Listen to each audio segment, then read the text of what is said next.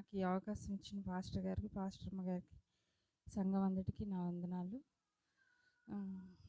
స్త్రీల క్రిస్మస్ మామూలుగా every year అన్ని చోట్ల క్రిస్మస్ అంటే స్త్రీల క్రిస్మస్ కూడా జరుగుతుంది.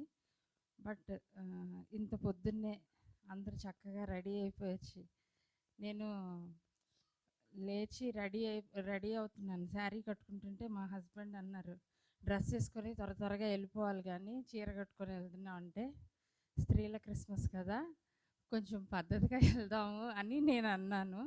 బట్ నేను ఇక్కడికి వచ్చి చూసేటప్పటికి అందరు చక్కగా పట్టు చీరలు కట్టుకొని చాలా చక్కగా క్రిస్మస్కి బాగా సిద్ధపడి వచ్చారు. చాలా సంతోషంగా అనిపించింది.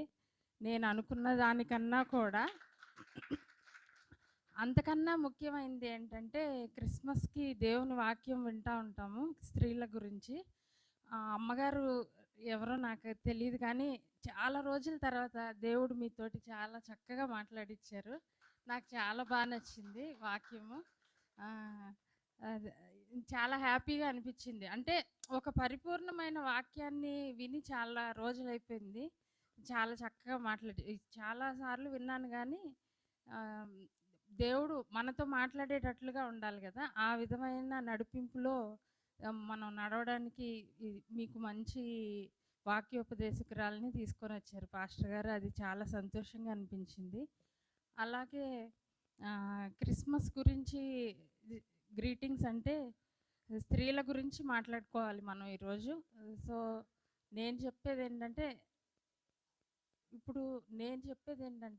మనం దేవుని గురించి చెప్పేటప్పుడు, దేవుని వాక్యాన్ని మనం వివరించేటప్పుడు అది చాలా మాదిరికరంగా ఉండాలి. ప్లస్ మన యొక్క బిహేవియర్, స్త్రీలు ఎవరైతే ఉంటారో మన యొక్క బిహేవియరు, దేవునిలో మనం నడిచే విధానము, అది దేవుణ్ణి చూపించాలి అందరిలో. ఆ విధమైన నడవడిక మనలో ఉండాలి. సో మనం కూడా ఇప్పుడు దేవుని గురించి మనం చేసేది మత ప్రచారం లాగా అనిపించకూడదు. మనం చేసేది ఎలా ఉండాలంటే దేవుని మార్గాన్ని చూపించే విధంగా ఉండాలి. ఆ విధంగా మన యొక్క బిహేవియర్ ఉండాలి. ప్రతి ఒక్క స్త్రీ యొక్క బిహేవియర్ ఆ విధంగా ఉన్నప్పుడు వాళ్ళే అరే క్రిస్టియన్ దేవుణ్ణి నమ్ముకుంటే, యేసుక్రీస్తుని నమ్ముకుంటే ఇలా ఉంటారేమో, ఆ ఉమెన్ ఇలా ఉంటుందేమో అని.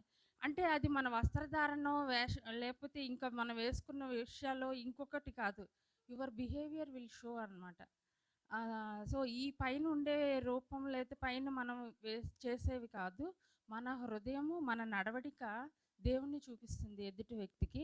ఆ విధంగా మనం స్త్రీలందరూ నడిచినప్పుడు ఫస్ట్ మన ఇంట్లో వాళ్ళే మనకి దేవుణ్ణి మనలో చూడగలగాలి. అంటే మన హస్బెండ్, మన పిల్లలు, వీళ్ళందరూ చూడగలగాలి. మీన్ వైల్ ఈ ప్రపంచంలో మనతో పాటు పనిచేసే వాళ్ళు, మన చుట్టూ ఉన్న వాళ్ళు చూస్తారు.